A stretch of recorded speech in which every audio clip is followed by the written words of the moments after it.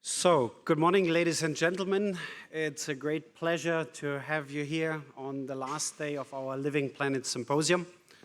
My name is Nicholas Hanowski. I'm with the European Space Agency, and I'm responsible for the mission management, the operations of the Copernicus Sentinels, the Earth Explorers, the Earth observation missions portfolio overall. I'm also responsible for the ground segments data management part of these missions, and also for our digital twin Earth program, so Destiny and our ESA DT program. So it's a particularly great pleasure to welcome you here in the context of paradigm shifts and breakthroughs.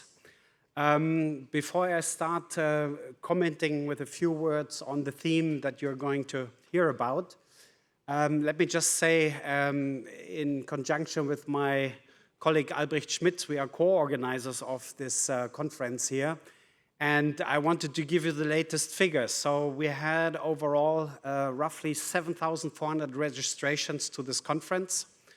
If we take together also the students and pupils that we have engaged in over the last few days, which are more than 2,000, I think we are getting very close to the figure of having been able to engage 10,000 people in this context here. And I think that's a very remarkable testimony to the interest and to the relevance of Earth observation overall.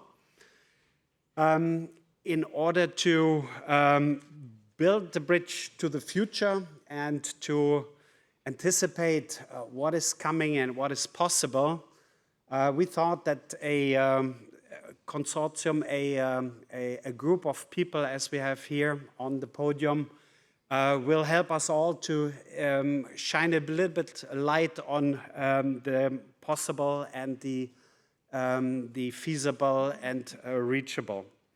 Earth observation is changing. There's an ever closer link with information technology.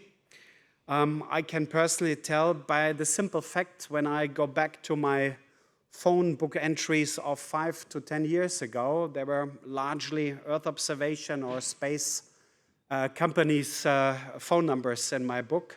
Now 90% of the phone numbers that are listed there are phone numbers of IT companies. So even in the function that I'm representing, my work profile has changed dramatically. And I think there are three particular reasons why it's important to look at breakthroughs from an IT perspective, but also from an industrial perspective. Of course, the first reason I would say is the ambition to keep European leadership in Earth observation. And that can only be done when we are really teaming up with all the relevant technologies, all the relevant business fields, and all the relevant innovation.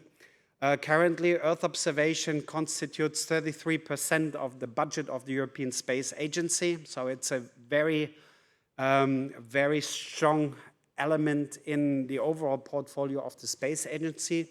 And of course, the budget is complemented by budgets from the European Union with their flagship programs, and foremost here to mention, of course, Copernicus. Then I think the second reason why it's good to engage in discussion in the way that we are trying to do here is we see an ever more mutual catalyzing effect. We see, of course, Earth observation being interesting for the IT sector, being interesting for business processes in IT, questions on how cloud, HPC, and quantum computing can be inspired, can be feeding into these developments. But more, of course, the other way around, how advances in these technologies, in these domains are relaying back into Earth observation and boosting the relevance, the usability of Earth observation applications and services. And last but not least, I would like to mention that Earth observation has one of the key advantages of, I think, all big programs that we are running in Europe, It covers for, of course, the scientific element. It covers for what we call the institutional and operational element, but it also covers for a strong commercial component. And this is the reason why it feels so natural to rely on industrial innovation, industrial foresight, and following closely what kind of paradigm shifts and breakthroughs are coming. And I'm extremely happy and grateful that we have this elite group of people today. And I would hand over to my colleague Albrecht Schmidt to introduce the speakers and start with the presentation program. And we will have a considerable amount of time reserved for discussion here. I hope that on the final day of this conference, you still find the energy and the voice to engage in a last boost of communication in this session. So thank you very much for coming, and I hand over to Albrecht. Thank you.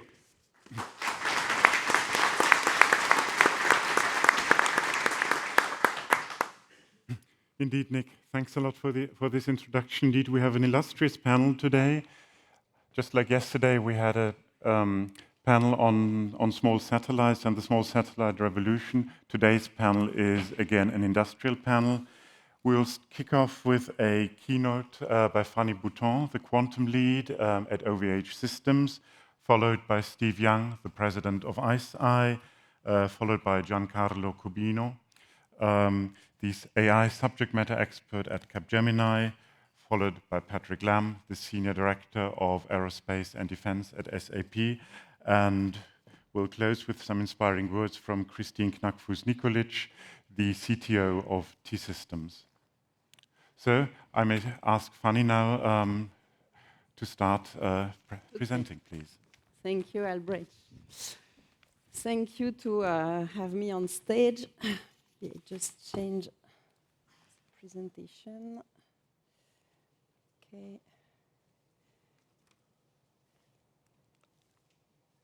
Is that okay? Yes.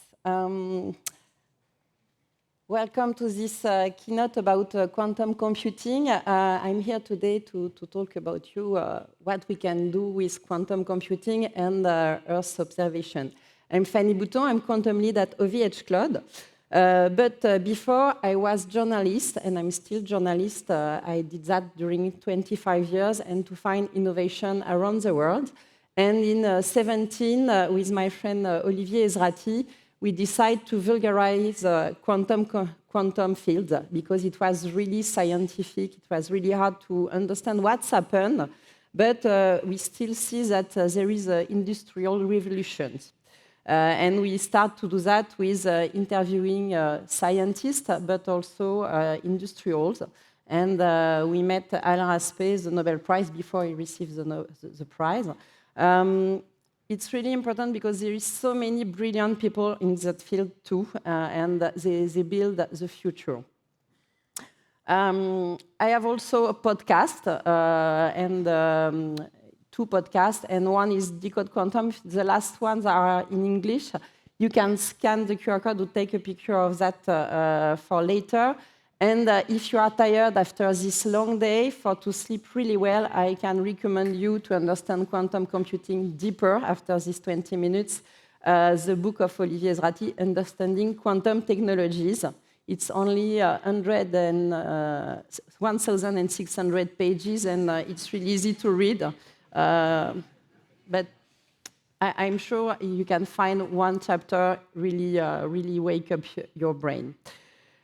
And other things, I had a dream of pilot a rocket maybe one day, but finally I just decided to drive cars sometimes, and you can understand after why I talk about that now.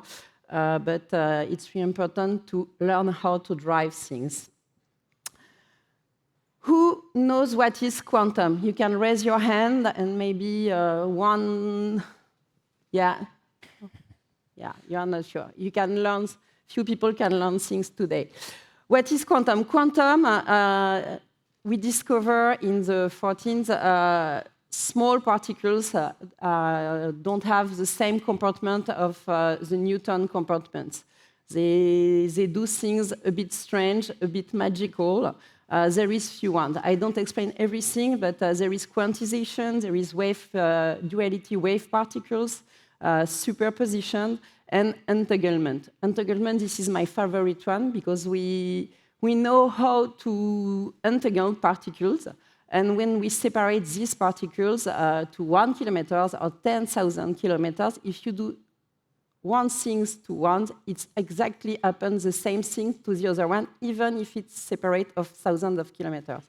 What is interesting, it's we know how to do that, but even the Nobel Prize ICEYE, who realized this experimentation, can't explain what happened. And few people talk about magic. It's scientific, and I'm sure we understand one day how we can do that. But what is the most important, if with this particularity of quantum physics, we know how to create quantum computing and imagine new mathematics. There is two revolutions about quantum. Sometimes you heard about a lot of things about quantum since a long time. It's because in the 14th, we discover these particles and how to manipulate them. It's what's happened in transistors, laser, or GPS. But in the second revolution, with the experimentation of ICEYE, we understand how to manipulate the multiple particles, quantum particles. And with that, we can start the journey about quantum computing, quantum telecommunication, cryptography, and sensing. And this is important to have this difference about quantum. There is different fields. Sometimes people mix up about security and computing. It's different topic. We have the sensing. It's really important. It's a totally different part of the computing or cryptography. What is important in quantum computing and why so many people talk now about that? It's because we have theoretically a speed up and for exponential and polynomial calculation. And we know that we are arriving at the part of the law Moore is ending. We can't have more power with silicium and classical computing. And we search how to do more calculation, more speedily. And what we can see, it's with quantum computing, theoretically, we can have compute faster, solve problems inaccessible with these classical computers, improve the quality results also, and be more efficient about these results, reduce the number of data that we have, and we have a lot of hope about quantum machine learning, and also potentially reduce the energy consumption. And it's why it's really important for a lot of people to do that, because we need more better results. We see that we have always new ideas and new data to treat. What are the quantum categories that we can use in it's research and operation, and it's also in all the fields that you can see. And what is important is to understand also it's only simulation or optimization. The quantum computing don't replace all what we're doing now with classical computing. It's a new type of GPU, and we name it QPUs. It's for accelerate that. Simulation, optimization, and maybe quantum machine learning. And it's really important because sometimes people are afraid about where, if we stop what we're doing, and no, we need a classical computer for drive a quantum computer, for example, but we need also always HPCs and everything. And in these slides, you can see it's really important to understand what the quantum computers can do and HPC can't do, and the other part. And that you can see, we can do, for example, on the both complex deep learning model trainings, some simulation model or quantum computational chemistry, but only quantum computers can do quantum physics simulation, high combinatory complexity program solving, and with relatively small data. You can't do big data on quantum computers because there is no quantum memory, for example. And it's really important to understand that, and don't be afraid. It's a new way to work together with new fields and accelerations. And I can maybe give you one or two examples that we can be treated for Earth observation, but you have optimization intervention on planning for DT climate adaptation and resiliency, or simulation of marine pollution and coastal dynamics for DTU climate change adaptation, for example. There is many use cases that can be treated on quantum computing in few years. But so many people say, yes, but can we have this Formula One of computing? And it's important to understand it's not now. We need to wait 15 or 20 years to have this quantum computer with the full potential. We are at the beginning of the story, and it's really important to understand that. But to drive and to learn to drive, you need to start by a car. Charles Leclerc on Ferrari, he learned on car during more than 10 years, 15 years to know how to pilot a Formula One. And we need to do this journey in quantum. And we have already CART and first Formula One. We have first quantum computers. It's 100 qubits. It's not enough to do big calculation, but it's enough to work with HPC or to learn or to do small hybridization calculation. A part of the algorithm run on the small quantum computer, as the other part run on HPC. And it's what happened now, and we have all the tools accessible. Just to go back about OVH Cloud, our founder believes that this is the next industrial revolution, and he decided definitely to invest, democratize, and accelerate this. And why? Because in Europe, we are really lucky. For the first time since a long time, we have all the potential to be a winner and to propose a real quantum solution to the world. And it's really important to understand that Europe is really in a really good place. We have startups, we have researchers, we have a very big ecosystems. And you can see in Finland and Austria, we have quantum computers. We have also in France or Germany. And if you can see on this slide, it's really important. This is a big ecosystem. It's really efficient, and everyone talk and start this journey since a few years ago, more than 10 years ago. And now we have startups come from everywhere.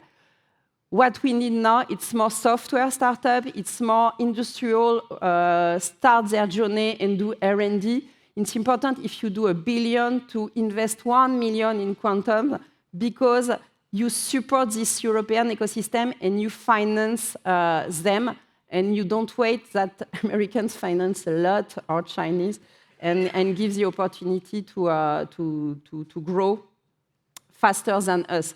We have all this ecosystem, and we can support them now. And yes, we start to work and support this ecosystem, and every week I'm going on events to promote that. We have also a startup program, and currently we have 17 startups supporting in Europe, and 5 it's for quantum computers, but the other on software, communication, and cryptography. We have already 8 emulators running on CPU. And an emulator is a software running on classical computing, but it's up to 20 qubits. And we start the journey of quantum computing with 8 quantum computers during the 3 next years. And it's going too fast for me, the slide, sorry.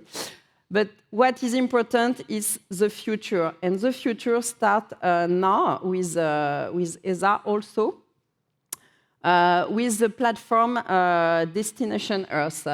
It's proposed by ESA with the European Commission, and it was create with CERCO, our partner CERCO, and a consortium. And what they did, it's a portal of a lot of tools, but on those tools for Earth observation, what is interesting, they put all the emulators that we have at OVH Cloud, and it's available now.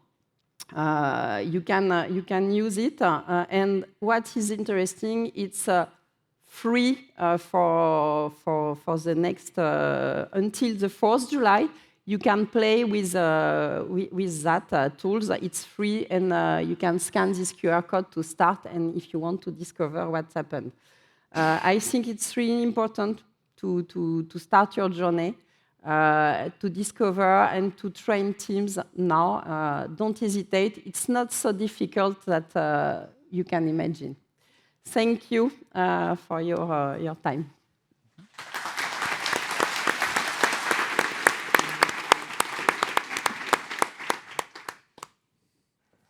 Thank you, Fanny, for this inspiring presentation. The next speaker would be Steve Young, who probably gives us the perspective from the satellite makers. Great. Please take it away, Steve. Well, good morning, everybody. First thing I'd like to say is thank you very much to the organizers for what I'm sure you'll all agree has been a fantastic week. But most importantly, thank you all to you for still being here and coming to listen to us this morning. I'm Steve Young, the president of ICEYE. If you don't know about ICEYE, ICEYE is a company founded in Finland a few years ago off the back of a technical innovation in radar. Now, as many of you will, I'm sure, understand, technical innovations can be quite rare these days. And the two founders, a young Finnish and a young Polish guy at Aalto University in Finland a few years ago, came upon an idea of how they thought they were going to come up with a brand new way of making a radar. All of the technical experts said it was impossible, it could never work. They ignored them, they carried on anyway. And today we now have what is, and what was, a true paradigm shift and breakthrough in Earth observation, which is a genuinely low-cost, small, lightweight, but very high-performance radar. That enabled ICEYE to put that radar on a satellite, launch it, and prove to the world that it was possible to produce a small, low-cost, lightweight, but high-performance Earth observation SAR. And for those of you that have not heard the term SAR before, stands for synthetic aperture radar. The way it works is by flying over an object or an area, taking lots of images as it goes, and then aggregating those into one picture. So it's a complicated thing, and it always used to be really the preserve of governments or very big programs. And we have things like TerraSAR-X and so on, which we'll all know about, which are fantastic capabilities. The particular issue, though, the breakthrough that ICEYE really came up with, was not to develop a small, low-cost, high-performance SAR. The original idea was, how are we going to see what's going on the planet? We all know climate change, things are changing. How are you going to map that? The only real way to do it, as we all know, is from satellites. And the only real way to understand what's going on is to have a baseline map of everything across the entire planet, so you can see how everything interacts with everything else. That was the original idea. And as we all know, optical satellites are fantastic. They have some fantastic capabilities, but they're not very good when it's dark, and they're not very good when it's clouds. So the only way to do this was to have a fleet, a constellation, if you will, of low-cost but high-performance radar satellites. So that is where this whole idea started. It ended up with what we have today, which is ICEYE. As I said, it's a company based in Finland, but it's now got offices all over Europe and also elsewhere in the world. And as of 3 days ago, we launched another 6 satellites on the SpaceX launch, which brought us up to 56 so far launched. And if you think in the space of 6 years, we've gone from 20 people and 1 demonstration satellite to 800 people and 56 satellites and 5 or 6 international customers around the world. This really has been a European and space tech startup success story. And if anything, it continues to accelerate. The growth is not slowing down. We all know what's going on geopolitically in the world at the moment.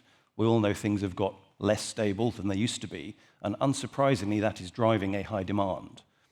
Now, that was never the intent of a company like ICEYE to go into that sort of area, but the reality is we've had to. But we continue to use the revenue derived from that to invest in applications and developing the technology further.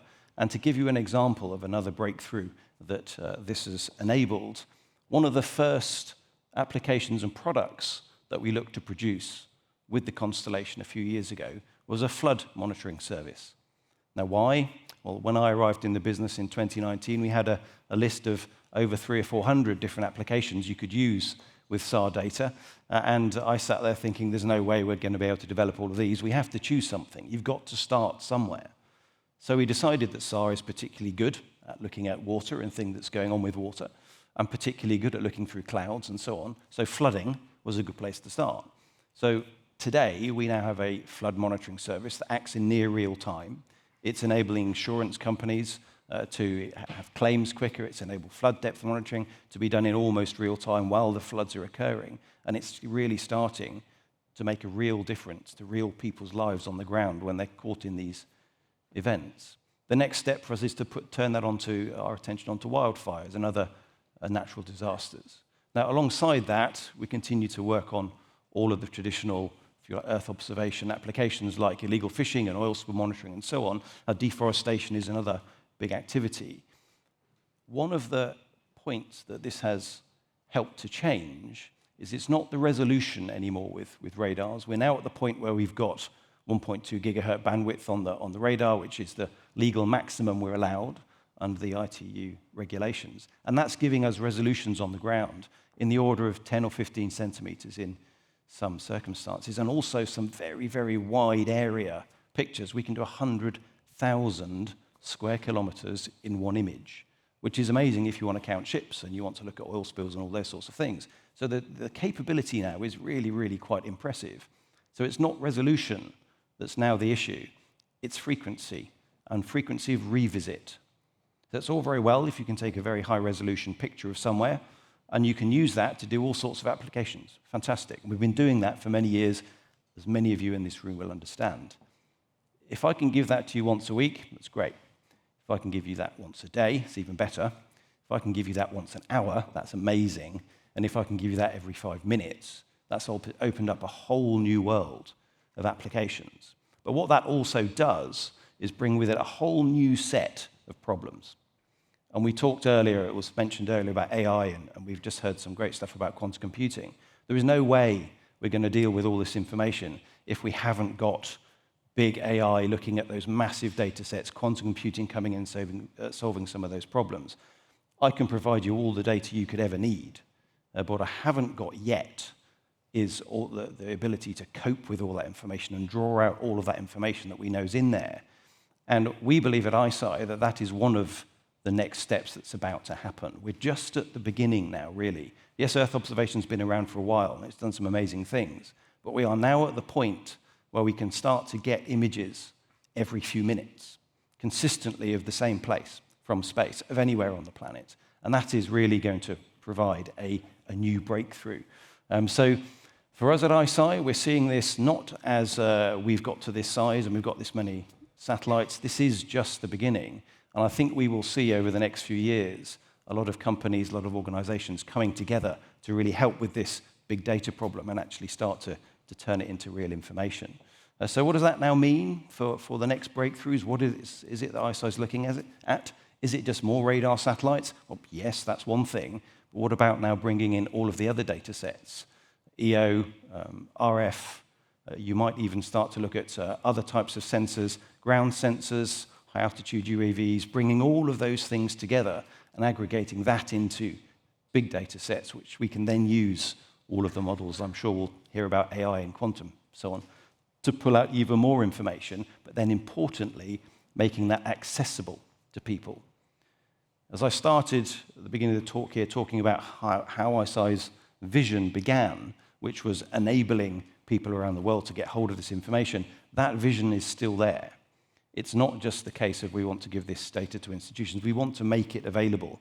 And we often use the term democratize. That is the direction that this is going. And I have no idea what the applications and what the things are going to be when people get hold of that data, just in the same way that 10 years ago I didn't know what a YouTuber was. I think this is going to be the same thing. In 10 years from now, my son is going to be doing something with that data that I don't even understand is possible right now. The important thing is to get that data and make that data available. So that has really been where ICEYE has started. That's where it's going. And it's the support of ICEYE, it's support across Europe, and we're seeing it now spread to other parts of the world as well. So we've got a real core now of things that are going to help even more breakthroughs come along. All of that story has also driven a huge commercial success, which is very, very important because that helps drive the ecosystem of other startups, other breakthroughs, other innovations.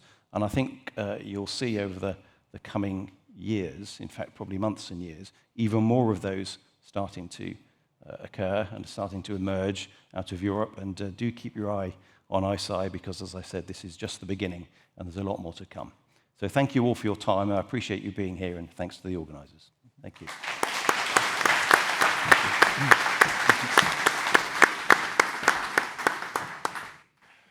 Thanks a lot, Steve, and also thanks for making this really strong link from vision to the actual deployment of actionable information, which at the end of the day is what this conference is all about. So the next speaker is Giancarlo Cobini of CapGemini. Please welcome Giancarlo. Hello, everyone. Okay, let me see if this works. Okay, today basically we're going to talk about two different topics. First of all, I would like to ask how many of you have heard of agentic AI? I expect a very high hands raising now. Agents, agentic AI, and I think it's the topic of the moment. The second topic is neuromorphic hardware. So I would like to see how many have heard of neuromorphic hardware? Okay, that's good. It was expected. It was expected. Okay, so basically, we are at the moment on the verge of a revolution because, of course, despite the fact that we have worked as a researcher in many fields in artificial intelligence, the advent of generative AI has exploited a lot of different applications that we can use. The hype at the moment, the new cycle is related to agents and to agentic AI, which at the moment is actually the new promise of automating processes and automating tasks. So to take over some tasks from the human, okay, and actually do in a practical way, okay. So they follow workflows, they do stuff, they interact with humans, and in a certain way they are able to tackle very complex processes in a very structured way. There are some issues, just to be very transparent. Of course, they are very energy consuming. They need a lot of training and instructions and all the typical stuff of artificial intelligence. There is, of course, another line of researcher, and basically this is what I am involved also as a researcher. It is a low-energy AI system, AI architecture, that can actually use agentic AI, use artificial intelligence in a new way. Actually, what basically is going to solve is the promise that we have for the agents at the moment that they can take over all the steps and all the tasks that are part of a very complex workflow. So this is the promise that we have at the current AI architecture, so the classical architecture that we have in our own computers or in the hardware or in the data center or in the cloud, everything that basically is very traditional. Now, we switch a little bit on the neuromorphic hardware, and I will give you an example that is very human, so it's not artificial intelligence. Imagine that you are walking a street. Sorry about my ignorance in geography. I don't know a commercial street in Vienna, but basically you are walking this street, and you are seeing a lot of different shops. Okay, and those shops, they are all the same to you. because you are just thinking about your own stuff, and you are just walking around, probably watching your phone or talking to someone. So all the shops are exactly the same. Imagine you are walking the same street and you are starving. You basically are looking for food. So in this case, of course, it is completely different stuff, because your eye is capturing all the food shops, all the places where there is someone who's selling food, and you're smelling also the odor of food, because that is basically how our brain is wired. Our brain, the huge difference between our brain and the traditional architecture is that in our brain, CPU and memories, they are in the same exact place. While there is no exchange of data between the CPU and the memory, and the data is coming back and forth, in our brain, it is exactly in the same stuff. So we have, of course, synaptic waves, and we have membrane states that are going to be excited. And when there is a spike, of course, we see something, and our eye is going exactly in the direction of a food shop. So neuromorphic hardware is doing exactly this stuff. It's doing actually event-driven processing, so exactly what I told you now. So event-driven means that I have an input, I have a stimulus or a series of stimuli, and basically I'm going to detect those series of stimuli, and basically I'm going to activate something in the hardware. They have, as I said, collocated memory and processing, and of course they are adaptable to changing condition. Now, what this means, and sorry, you can do it yourself. Just to give you another hint, you can spend $200, $300, and you can create an object tracking camera with an FPGA board that is basically capturing all the data and is reacting to your gesture. You spend $200, $300 on some website, you buy the camera, you buy the board, and you basically create everything that is able to not seeing like the traditional hardware, all the gestures that I do, and then analyze them, probably send on a cloud, and basically having the detection of that gesture. The camera is activating whenever there is something that is capturing what is in the memory of the FPGA board. Okay, so this is the neuromorphic hardware, and actually how we are going to use this. We are going to use in very different kind of contexts. Of course, the most significant one, and one that is capturing everyone's attention, is very low resources IoT devices. So things that are probably also disconnected from the internet, or they have a very bad connection, but in a certain way, they have basically low computational resources, and things that they can talk to each other. So you can think about very, very, I would say, basic robots, or you can think about devices that are staying very, far away from the Earth, because one other actually characteristic of the neuromorphic hardware is they are not crashing like the humans in certain conditions. We are crashing at a certain point, but I think that they are not crashing for errors. They are not going to do like, okay, I cannot handle this operation, so I stop doing it, but they are slowly decaying into a state where they are going to self-healing and then reactivate themselves, exactly like us, where we are very tired and we are not going to, think straight. So what are the challenges? And what are the application of agents in the neuromorphic hardware? The first part was, I was saying that basically agents are self-autonomous stuff that are going to do tasks on behalf of the human, and they're going to do in an autonomous way.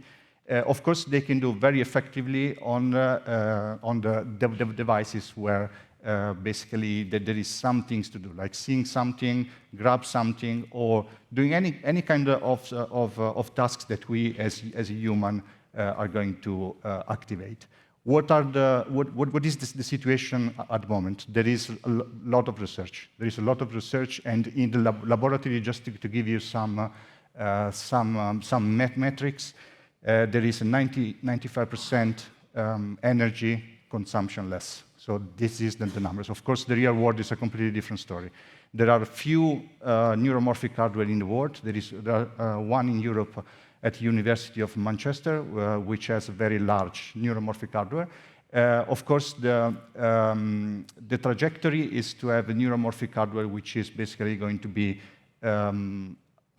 usable in the devices that humans they have in their hands or they are interacting with. There is some hybrid system at the moment where there is traditional hardware in conjunction with neuromorphic hardware. In many of the cars that you drive, that there is something like this in the cameras that are going to see the route where you're driving and detect the object and activating only if there is something that is basically intersecting your trajectory. Of course, there is, I mean, this is a huge change compared to what we see now, even in the Earth observation part. Sorry, I'm not an expert in that field, but actually, of course, you can use in the IoT devices or in any kind of satellites that we use. But I mean, the path is still quite intense. It's kind of very promising at the moment. We need to apply now in some of the practical application. Thank you.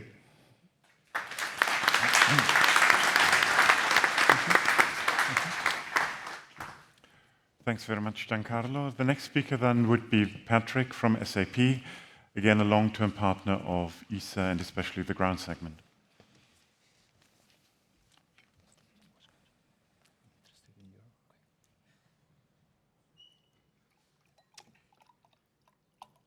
So, also welcome from my side.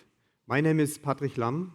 I'm part of SAP's Industry Business Unit for Industrial Manufacturing and Aerospace Defense, so the kind of the product management side for a given industry. In this role, I speak to many, many business leaders, and there is always one question that is being addressed. How can SAP help to support the business and run the business better?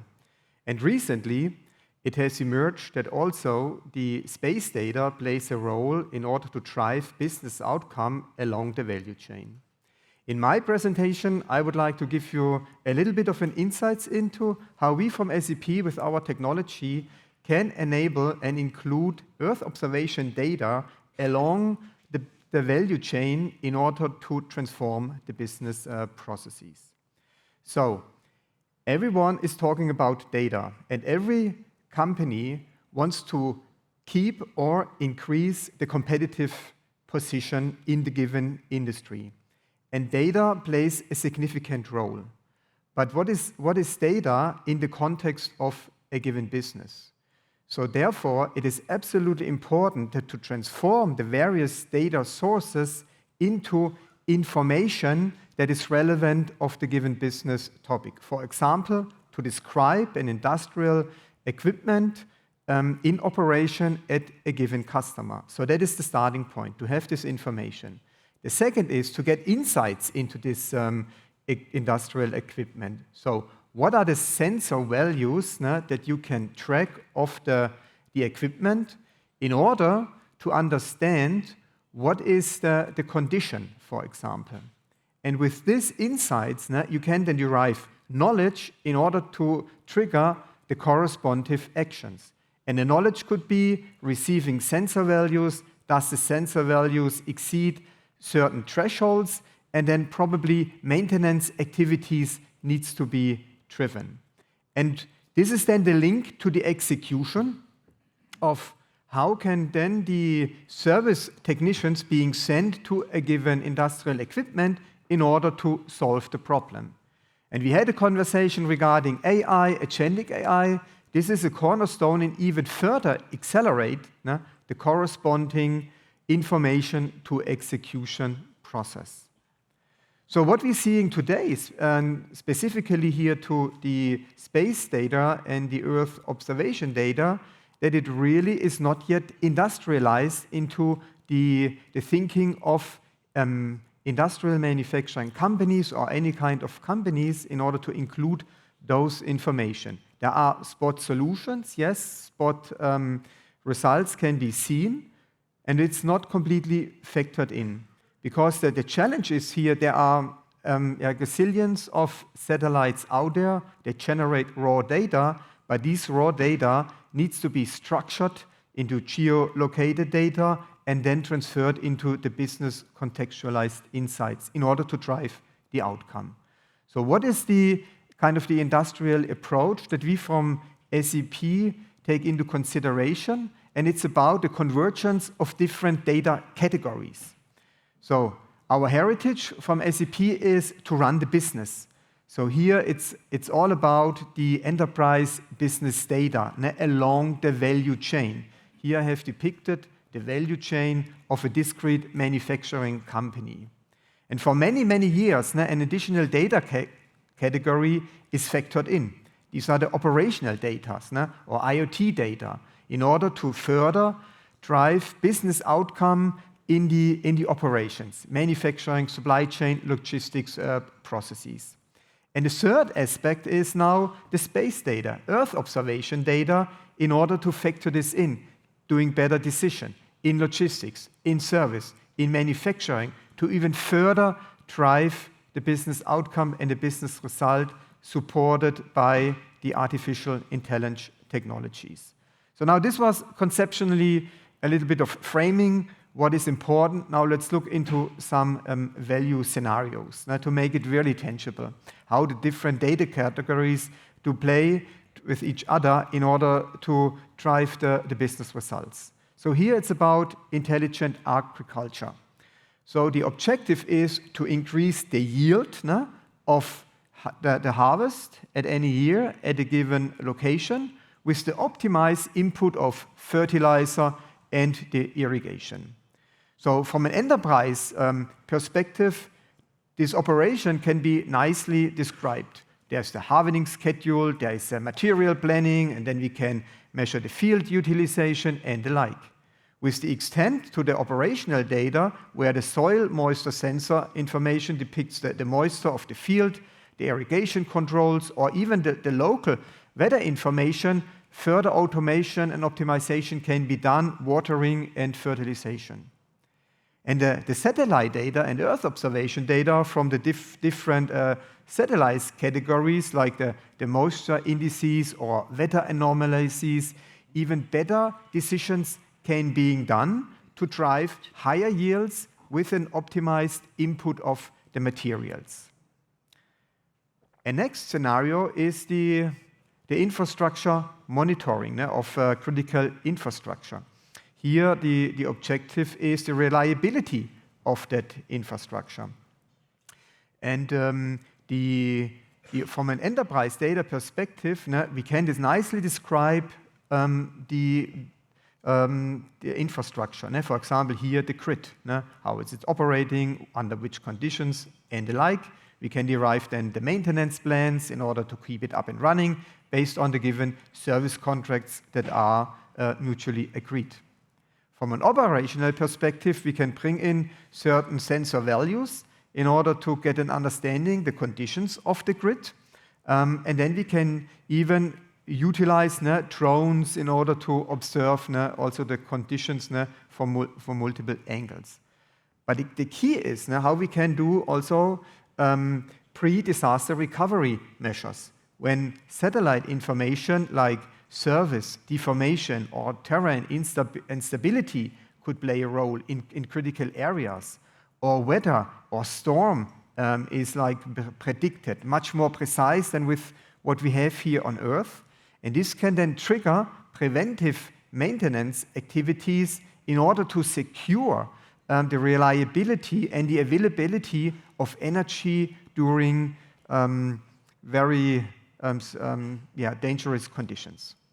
So now the question is how we from SAP can support all of those value scenarios.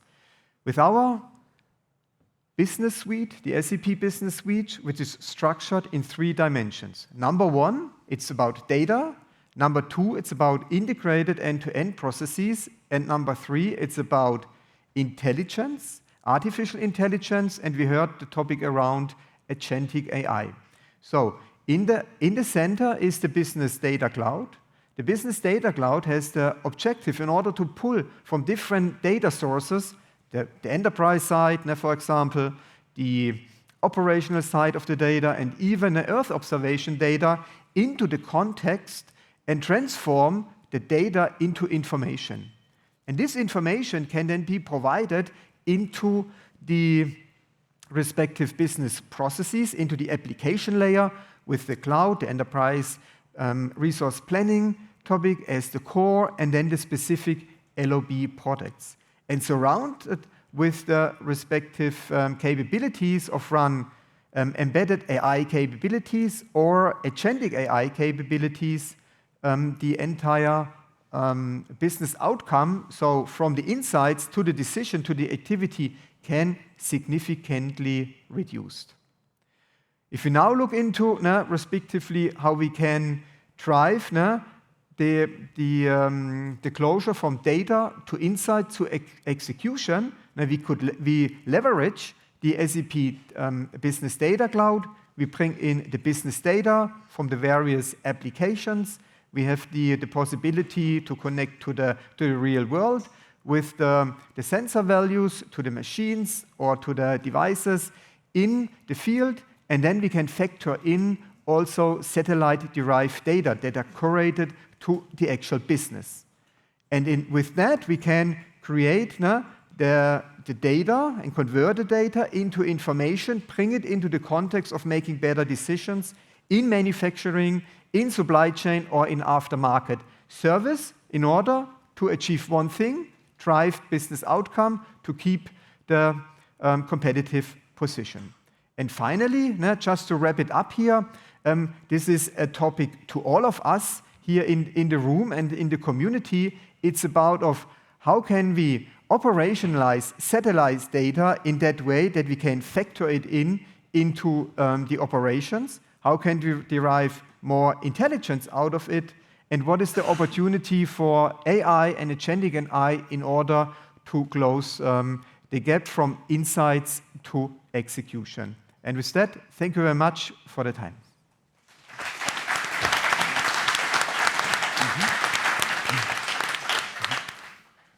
Thanks a lot, Patrick, for this. Now, up to our last speaker, Christine, please get on stage and take it away.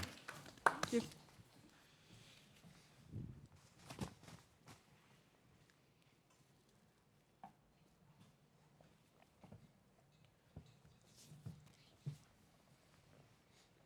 So, can you see something already? Perfect. So welcome, my name is Christine Knackfuss. I'm the Chief Technologist of T-Systems. And I would like to give you a little introduction to T-Systems. T-Systems is the IT service provider of Deutsche Telekom. We are the differentiator for Deutsche Telekom for cloud solutions, AI solutions, and also for delivering our services on a global footprint. We are 26,000 people at T-Systems, and the majority of the people is working from international locations around the globe. And normally, we serve our clients if it really matters. And what does this mean? So for example, if processes really needs to be reliable, that based on IT. So for example, for BMW, we drive 1,500 cars automatically every day across the plants of BMW in Germany and US. And then if things need to be very confidential, we help. For example, we developed the Corona Warn app together with SAP.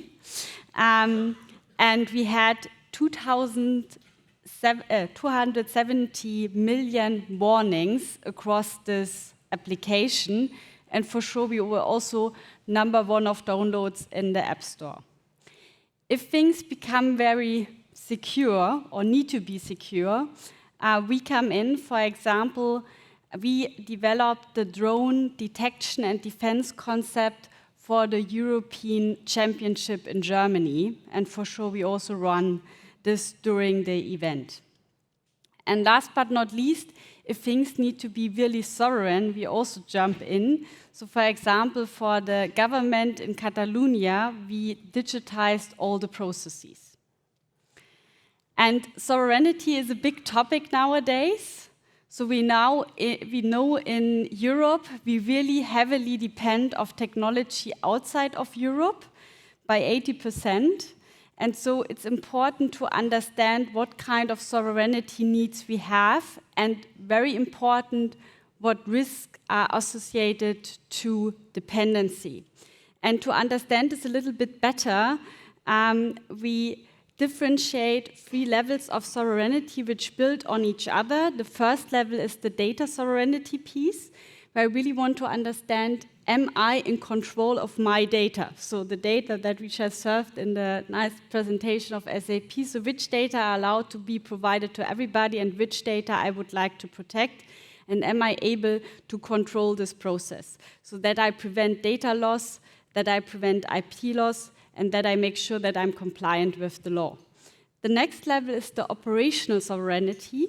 This means, am I in control of the operational processes, and am I in control of the infrastructure that is needed to kind of follow these processes, which means, okay, can I, for example, protect the infrastructure from manipulation? Am I in charge and in control over the distribution of admin rights? Yeah, so these are the risks we face every day in operational sovereignty layer.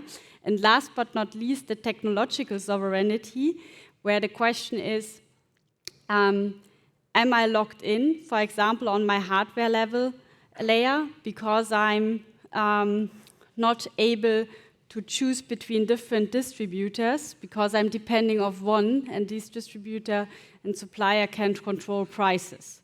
So then I have a vendor lock-in, as we, for example, experienced a lot with our clients with Broadcom, and then I'm not able to really follow my technology roadmap as I want to do this. And on the software level, I really want to be in control how I develop, deploy, and run my software. And this is not given if somebody else has control about it. Normally, the sovereignty layers go hand in hand with less functionality and higher prices. Therefore, we face an optimization problem, and our clients face optimization problems. And therefore, we provide kind of end-to-end ecosystems of cloud and infrastructure solutions, providing different levels of functionalities and sovereignty so that we can choose the best solution for our clients.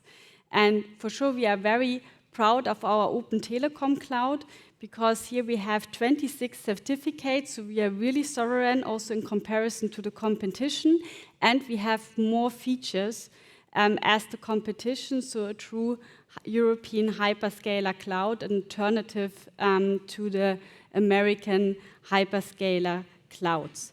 And for sure, we are very proud that we can call ESA one of our clients. So as you can see, we process 80 million gigabits of data on our Open Telecom Cloud. So Copernicus satellite data, and we are really proud this month we hit the threshold of 400,000 customers and users on this cloud. If you look on the left side, we also have other cloud solutions. So sometimes it even needs to be more sovereign. So we have our Open Sovereign Cloud. And on this cloud, we hold 50% of the German policy holders for our client Barmer. So we have the digital identity process over these platforms that insurance users can handle their digital processes, and the insurance can be sure that these clients they interact with are the clients they pretend to be, and data is kept confidential. One of other clients of us is Legalian. Legalian is a money or a platform for customers who helps to be compliant with Money Laundering Act. And for this customer, we use the Google air-gapped solution. So we have a copy more or less of the Google Cloud, which is then run in a German data center and protected by our security and encryption. So if data is going out to US, to Google, it's encrypted and cannot be read and understood. We are very proud that we can add now another solution to our stack. So we will launch soon, together with NVIDIA, Europe's first industrial AI cloud. And this, we think, is really a breakthrough for Germany because we will be able to provide the state-of-the-art, the latest GPU technology. You can think in terms of Blackwells, which we will provide there. We will offer them to attractive price, so cheaper prices as hyperscaler prices, and you can consume them if you need it on a demand base. So normally we face a lot of industry clients right now who have months that they train models and need a lot of GPUs, and then they have months they don't need to train anything, so they don't have any consumption, and we can react with this offering exactly to this demand. And we will plan to run or to launch this this offering at the beginning of 2026, so really, really soon. And we think also in the context of Earth observations, this opens up a lot of opportunities, because nowadays we know that, for example, doing a tornado simulation takes a lot of time, takes 6 hours, and if we have this high compute power now for AI models, we think you can do it much faster in the end and reduce this time to seconds. Or on the other hand, if we look at currently our landscapes, our urban infrastructure is changing fast, so 3D models always take a lot of time and then they are already old. And with a better simulation of those kind of landscapes, we can do better float prediction and things like this much quicker. Yeah? And last but not least, also with the satellites, this is also a little bit a link to quantum. We see that you can do modelings where you optimize the location and the number and type of satellites you use to get the best coverage. And we see that there are potentials to save 30 to 50% of satellites and get the same coverage. And with having this said, I'm at the end of my presentation, and I'm really happy to talk about sovereign solutions, which help to really dig into the treasure of Earth observation data, and for sure also the new industrial AI cloud that we will launch, which gives and opens up really new potentials. Thank you.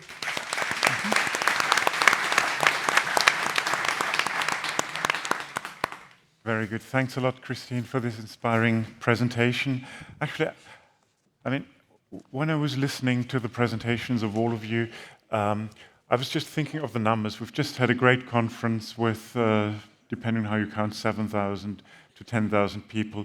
And at the same time, when Patrick was talking about business processes, I thought, okay, in the traditional implementation now, each of the conference participants, which is a good part of the European Earth observation community, could do one thing.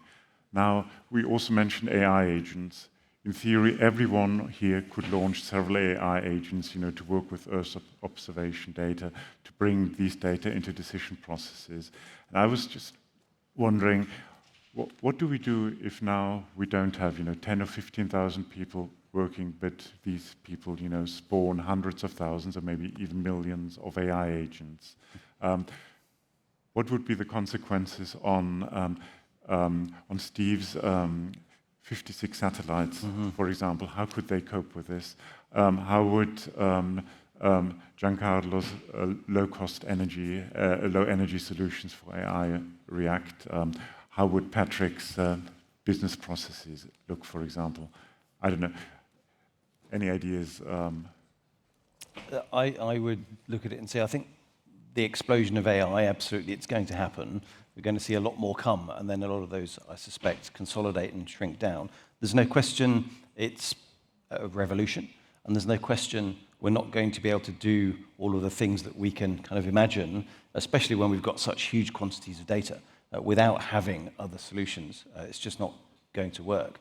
But fundamentally, for an organization like ICEYE, yes, you probably can reduce the number of satellites and optimize and so on, but you're still going to have the physical assets in space to get the data in the first place.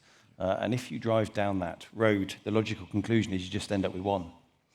And if you've got one, that's not actually coming over where you want to be often enough to do the things we now can do when you're getting data every hour. So I look at it and say, well, yes, absolutely, more AI, please, and faster, and get quantum in and all those other things so that we can actually process and make use of this data. But at the same time, we still need the physical assets to generate the data in the first place.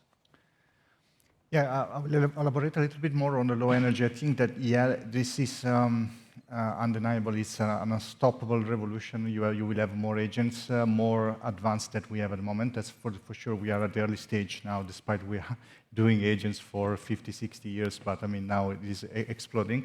Of course, it means more physical agents probably than just software agents. As Patrick was saying, I mean, this needs, in any case, to have data and enabling all the information to make the agents working in the right way. I think this is, I mean, it is not something that is going to happen tomorrow. So we have to prepare for the also for the interaction between physical stuff. So agents, software agents applied to physical objects, so physical entities, and what are going to do from software point of view. I think that I mean, of course, traditional architecture are quite high demanding in terms of energy. So this is a problem, an issue that we need to address in a certain way. There is not, in my opinion, there is no just one technology that is solving everything. So there will be a mix of different kinds of stuff. But of course, they're also not going to replace us in any possible way. So they will still have them as a companion, as an enabler and activators of those. And maybe to Steve's points that we need to collect the data first. I think we see that we have AI agent already used in the satellites, collecting data in a much smarter way because and with a lower latency because you don't need people on the ground to first process the data and then tell the AI again or what to observe then or what to do differently. But the AI agent can kind of do task shifting because they see, oh, now I need cloud resolution, now I need picture compressing and so on. And I think that's quite helpful and will also for sure help us to be more smartly here. Yeah, probably one thing to add from a little bit the outside world, not inside of the AI, but more from a business context perspective. So if I talk to the business leaders, they think we need to run the business.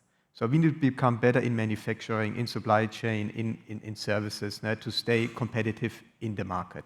So they're not thinking about deep in the technology at this point in time. They would like to understand how technology can help to run the business better.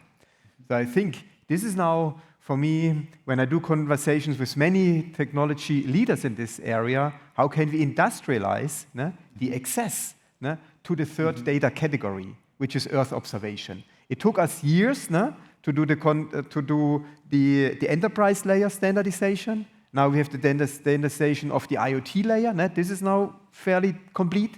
But the next chapter is really getting the data from space, the Earth observation data, into the business processes. So very simply spoken, I look for the plug. Where could I enter to stream the data down and include it into the business processes? I think that is a thing that we as a community here need to think about. How can we industrialize this? And if we can do this in Europe, I think then we have a competitive advantage for our industry globally. If I can just pick up on that, I've got a very practical example of this. Building a radar satellite constellation is an incredibly complicated and technical thing. Great. Building our business has been just as complicated, if not harder. Yeah. So it's been an extraordinary sort of parallel journey, but completely agree with what you're saying there. It's really hard to make businesses work. Indeed. Actually, when I was just listening to these 4 answers, I noticed that each of you sort of made the connection from AI agents, which are, let's say, traditionally, or what traditionally defined as purely, software constructs, to physical assets in the real world. At the same time, I remember Fanny, in your presentation saying, okay, quantum computing will supplement traditional high-performance computing. How does this fit together? How do you see the connection between quantum computing and the actual physical objects that the others were alluding to? Yeah, what we can see definitely is there is short-term and mid-term position about AI and quantum computing. The first one, it's more that AI help quantum computing to develop algorithm and to optimize the conception of the chipset, of the programming, of how to put parameters on the quantum computers. And it's more AI help quantum computing. But in a mid-term, what we can see, it's also to have algorithm can be running apart on CPU and actual GPU, and also running on small quantum computers. And we have an advantage because it's an advantage because we use less data. We have, even if it's the same times of computing, we're using less energy because at this time, quantum computers consuming less energy than HPC. And what we can see in another more long term, but it's less than 4 or 5 years, I think, it's also to accelerate the training of the data. It's quantum machine learning, and it can help to have a more efficient and specialized data training for the LLM, and after running on classical GPU. And it's helping them together. And what I'm seeing now starting, and it's really interesting that because we have a lack of this type of startups now, but we can develop that, is to have startup working on specific, and maybe we can have on Earth observation. It's to have LLM who can help to code on quantum computers around this data of observation. And we can see a lot of niche of project and software. And there is a war of patent and IP, because if you are the first to depose and to go on that, and you have the good algorithm for this type of data, you can win a big jackpot. And in Europe, we have all the data, we have the software, we have the hardware, and I think it's really interesting what's happened because we can develop a lot of business in 2 years on that. And do you really think that there will be a replacement of classical computers by quantum computers, No. or is it more coexistence? No, because that's what it can be replaced. It's definitely to work together. Yes. And you have GPUs and QPUs working together, definitely, because it's only simulation and optimization. It can't be replaced for the other stuff. Okay, very good. I'm afraid we have to stop this panel here since we are running out of time. I'd like to thank the speakers of this very diverse community very much. So that was impressive also to see how the cross-fertilization of ideas can really span communities. So thanks a lot, and yeah. Thank you. Thank you. Thank you very much. Thank you.